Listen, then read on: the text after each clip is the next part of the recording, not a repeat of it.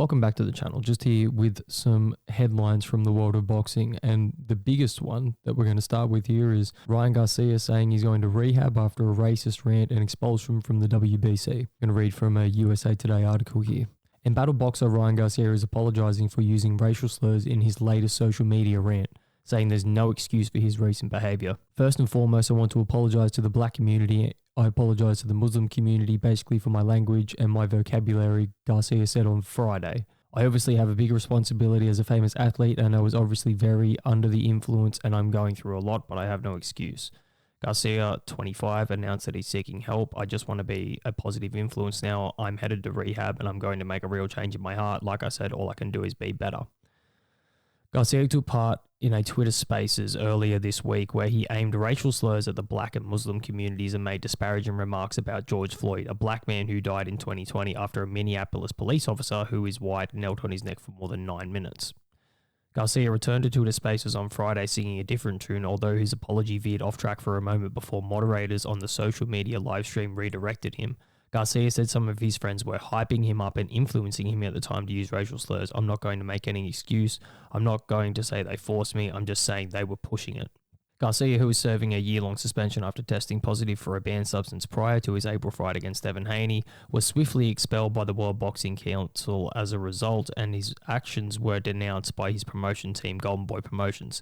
He said that's not the only fallout he's faced. So straight after the Devin Haney fight, a lot of people were sort of, coming out of the woodworks after talking a lot of smack about Ryan Garcia over a long period of time and saying, all of these things that he did in the lead up to the fight were, just a masterwork of, getting inside his opponent's head. And it's become more and more apparent over these coming months, especially since the verdict that he's been suspended and a couple of other things coming to light in the news, that this kid's definitely not right in the head in any way, shape or form. It's good that he's going to rehab. He needs to go there and spend a bit of time there and stay away from substances, it seems like, and definitely stay away from social media, because his popularity doesn't help the fact that he's constantly in the spotlight. There's huge things happening in the world of sports, but you constantly see Ryan Garcia at the top of headlines for saying some out-of-pocket thing.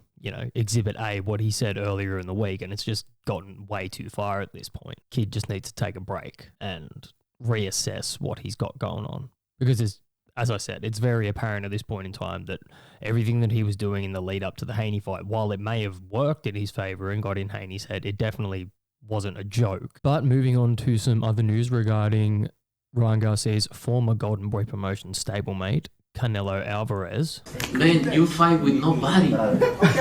It seems like after a whole bunch of news and speculation that his next 2 fights seem to be somewhat confirmed.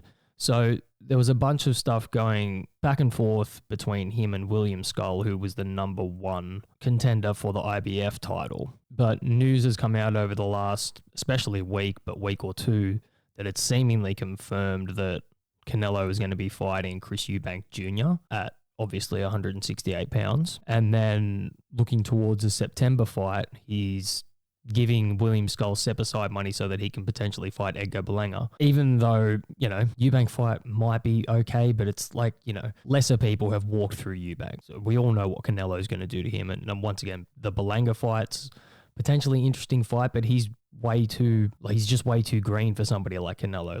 He might be able to land a couple of big shots, but it's been shown that Canelo can take big shots. And then once he takes those big shots and figures out how to avoid them, it's pretty much game over from there. I don't really see much point between these 2 fights, and neither do the fans, and neither does the man bankrolling a lot of these operations, Turki Al-Sheikh. He's still adamant that he wants Canelo Alvarez to fight Terence Crawford either at the end of the year, which isn't likely to happen, or sometime early next year. And we know that at this point in his career, Canelo kind of only comes out in May and September. So Crawford seems like he's going to have to wait until that point in time. Obviously, he's got a tough opponent in Madrimov on August 3rd, but we all know how that's going to go. Once again, Terence Crawford, consummate professional, and is just, a phenom in that division, even though he's only just stepped into it. It's hard to deny that he's going to get the job done. And then it just raises the question, if neither of them are doing anything and neither of them have any pressing title matters to contend to, then why not have that fight? If somebody's going to throw absolutely outlandish amounts of money at it, and speaking of absolutely outlandish amounts of money, Now, this hasn't been confirmed, and I haven't seen it in any actual news reports. I've just seen it on Instagram and Facebook and a couple of YouTube videos. But this headline seems to be making it around that apparently Turki Al-Sheikh,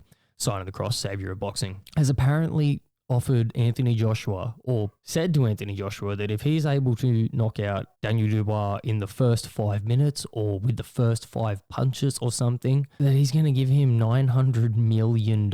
So once again, like, I've just seen it in a bunch of places. I thought it was worth mentioning because if true, that is an outlandish amount of money for something that could potentially happen. I mean, I know the guy is worth like billions upon billions upon billions of dollars, so it's literally nothing to him. But like, that's an insane amount of money if true. Once again, with the caveat of being, I haven't seen this anywhere other than just random Facebook posts from like what looks like bot accounts and stuff like that. So leaning heavily towards this not being a thing, you know, $900 million is even probably still a lot of money to a multi-billion billionaire, but I digress. If that's true, and AJ can get it done. Yeah, brings up the old adage of it's hard to get up and run at 5 a.m. when you're sleeping on silk sheets. It'll be hard to get up and run at 5 a.m. when you got most of $1 billion in the bank. All right, but that's the news stories for this week. Probably be back in the next week or two with a podcast, but keep an eye on the channel. Subscribe on Apple and Spotify, and I'll speak to you guys soon.